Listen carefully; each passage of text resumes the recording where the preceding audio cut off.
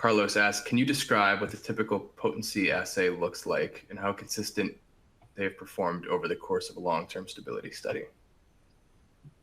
I'm happy to take a first stab at this one. So this is one of the advantages bit.bio has as a company. So as I've mentioned, we have clinical therapies that we're developing, but we also have commercial research products. And so because we have all those commercial research products, every cell type we make, we have a variety of assays in-house to look at them.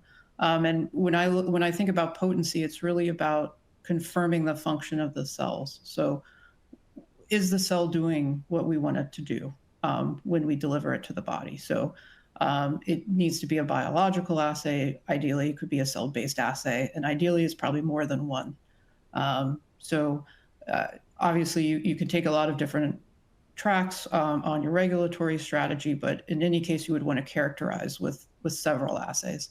And our experience is we see really good maintenance of potency, again, in the up to 5 years or so that I mentioned earlier.